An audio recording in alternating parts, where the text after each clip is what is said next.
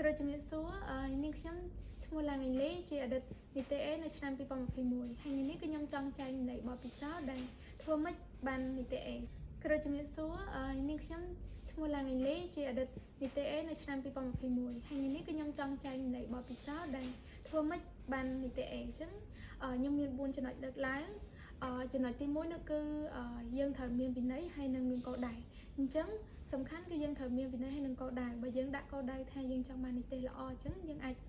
មានកម្លាំងចិត្តខិតខំប្រឹងប្រែងបានហើយបើយើងមានវិន័យនឹងធ្វើឲ្យយើងជោគជ័យវិន័យនឹងធ្វើឲ្យយើងបានទៅដល់គោលដៅនោះចំណុចទី2គឺយើងធ្វើលំហាត់ឲ្យបានច្រើនពាក្យថាធ្វើលំហាត់ឲ្យបានច្រើននេះនរណាគេក៏អាចនិយាយបានដែរប៉ុន្តែខ្ញុំចង់សង្កត់ធ្ងន់ទៅលើថាយើងធ្វើលំហាត់ឲ្យបានច្រើនហ្នឹងយើងមិនមែនតែទៅលើគ្រូបង្រៀននៅសាលាទេអញ្ចឹងយើងធ្វើហ្នឹងទៅតាមសភៅដែរអញ្ចឹងខ្ញុំលើកទឹកចិត្តឲ្យ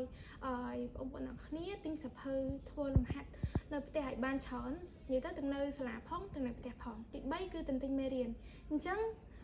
ចំណុចនេះក៏ដូចគ្នាទន្ទិញមេរៀននេះគឺខ្ញុំអាចចង់ឲ្យបងប្អូនទាំងអស់គ្នាទន្ទិញបែបលក្ខណៈថាឲ្យចាំហ្មងឯងគឺយើងត្រូវមើលធ្វើម៉េចឲ្យយល់នៅពេលដែលយើងយល់ហើយ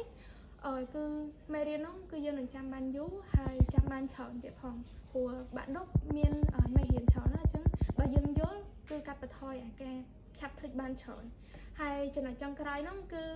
ចំណុចទី4នោះគឺនៅពេលដែលយើងរៀនទៅគឺលក្ខណៈថាយើងមានគោលដៅមានអារម្មណ៍ថាដាក់មកចូលហ្មងបើសិនជាយើងអត់មានអាជំនឿជាក់ឬក៏គំនិតវិជ្ជមានហ្នឹងទេគឺយើងបិទខ្លួនឯងហ្មងដូចអ្នកខ្លះគាត់គិតថាគាត់រៀនប្រហែលជាអត់បាននីតិល្អឯងបានធ្វើនីតិ3អីចឹង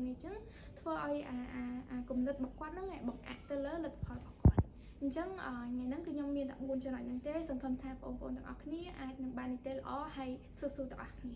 ចាអរគុណ